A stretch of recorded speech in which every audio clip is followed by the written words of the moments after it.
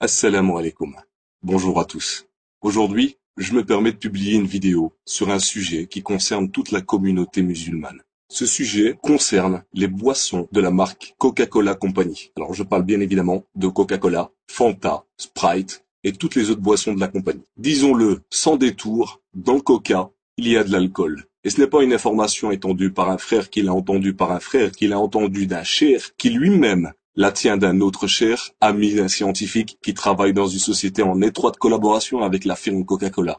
Non, l'information vient directement du service consommateur de Coca-Cola, et elle ne date pas du siècle dernier, elle date du mercredi 11 juillet 2007, en réponse à l'un des lecteurs du site Alkez, qui a eu la bonne idée de contacter Coca-Cola Company, puis de scanner la lettre qu'il a reçue. Le service consommateur de Coca-Cola écrit noir sur blanc: c'est avec plaisir que nous vous confirmons que la boisson rafraîchissante sans alcool peuvent contenir d'infimes traces d'alcool provenant des arômes utilisés, entre parenthèses, des supports d'arômes. En effet, la quantité d'alcool présente dans nos boissons est toujours très faible et en tout cas toujours inférieure à 1,2 degré d'alcool présente dans nos boissons, soit 1,2% en volume. Seuil réglementaire pour les boissons sans alcool. Coca-Cola et les boissons de la même marque, Fanta, Sprite, contiennent de l'alcool ou peuvent contenir de l'alcool. Et même si le service client s'efforce de minimiser les choses en parlant de traces infimes, il avance un chiffre qui rend impossible toute objection. La quantité d'alcool peut atteindre 1,2% en volume. Autrement dit, une bouteille de Coca-Cola de 1,5 litre peut contenir jusqu'à 1,8 centilitres d'alcool. Vous vous imaginez? Et on sait très bien qu'il y en a qui sont accros au Coca-Cola. Ce chiffre va leur donner des idées de tout l'alcool qu'ils ont pu avaler. Alors si on fait la conversion entre la quantité d'un pack de bière, on a en effet vite fait de remplir des canettes de bière de 1,8 centilitres d'alcool. Alors plus sérieusement, ce qui m'a poussé à enregistrer cette vidéo, c'est le comportement de certains soi-disant musulmans. Il suffit d'ouvrir les yeux, d'aller dans les commerces et de voir si les musulmans vendent effectivement cette boisson. Et comme le disait un ami dans une autre vidéo, quand vous allez au supermarché, ouvrez les yeux, regardez, la communauté musulmane ne boit que du Coca-Cola. Et alors ce qui est le plus important, c'est que quand vous allez dans une mosquée, qu'est-ce qu'on vous sert? Du Fanta et du Coca-Cola au sein de la mosquée. Alors, à part le fait qu'il y a de l'alcool, sachez que boire du Coca-Cola, c'est financer, je dis bien, aider le gouvernement israélien à tuer chaque jour des Palestiniens. Vous imaginez le nombre d'argent que vous avez pu donner dans votre vie à la compagnie Coca-Cola. Pour ma part, il est inconcevable de donner 1 centime à Coca-Cola ou à toute autre société ou entreprise sioniste. Sachant qu'un jour je vais passer devant Allah Azza wa Jal, notre créateur, et qui me posera la question: as-tu aidé les sionistes à tuer des frères musulmans? Que répondrai-je à ce moment-là? Non? Alors il suffit d'aller sur internet et de regarder les commentaires des consommateurs musulmans pour se rendre compte de la gravité de leurs commentaires justement. Et à ce juste titre, je vais vous lire quelques propos de consommateurs musulmans. Le premier: franchement, c'est le cadet de nos soucis. Quand les Palestiniens meurent sous les canons et les tortures, et que vous vous intéressez aux bulles du Coca-Cola, qui sont halal ou haram, vous faites pitié.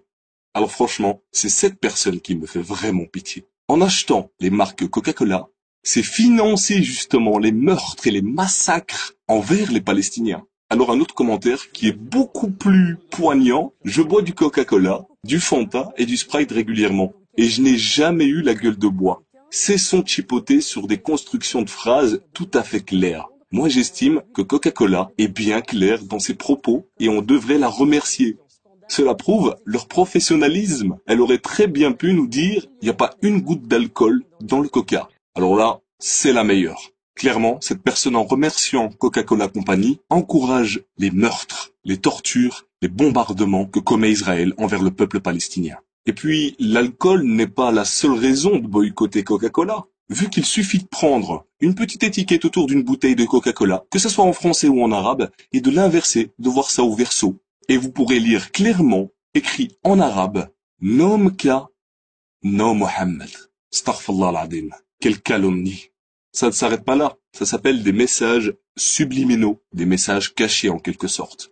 Là, je vous parlais de Coca-Cola. Vous pouvez prendre aussi Fanta, Sprite, et vous verrez clairement Shaitan, Satan, en train de tenir le monde entre ses mains, ou d'autres images où on voit la terre en feu. Des images comme ça, il en existe plein, et pas uniquement dans les marques Coca-Cola.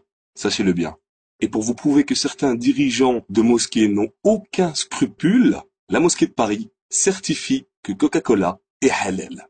Et donc, soutient Coca-Cola. Je suis convaincu que la fin des temps approche à très grands pas. Il sera de plus en plus difficile de pratiquer sa religion.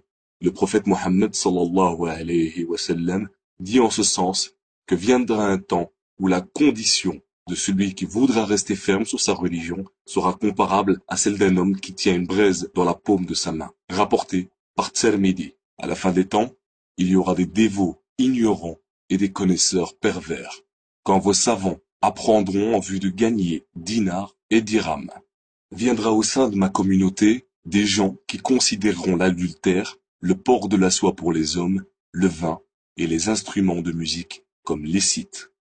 Rapporté par le Bukhari. Salama, qu'Allah l'agrée, rapporte que le messager d'Allah sallallahu alayhi wa sallam a dit: viendront après moi des émirs dont vous agréerez certaines choses et réprouverez d'autres. Celui qui les réprouve, c'est innocenté, et celui qui les désapprouve est préservé. Mais le péché ne touche que celui qui les agrée et les accepte. Les compagnons dirent: ne devons-nous pas les réprouver par l'épée? Il répondit: non, tant qu'ils accomplissent la prière. Muslim.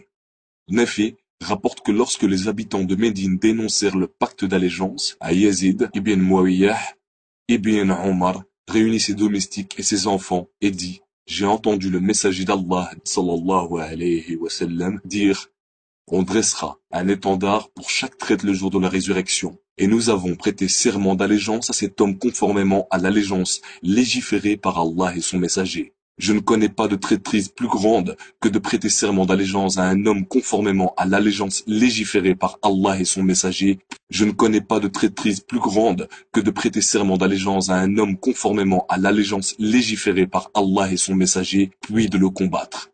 Et aucun d'entre vous n'a dénoncé ce pacte ou n'agré cette dénonciation sans qu'il n'y ait une rupture totale entre moi et lui. Al-Bukhari. Chers frères, chères sœurs en islam, je vous conseille vivement d'aller faire vos propres recherches. Comme je dis souvent, une info vérifiée par soi-même vaut 10 000 infos. Barakallahu fikoum. Je vous remercie. Jazakumullahu khair. Assalamu alaikum.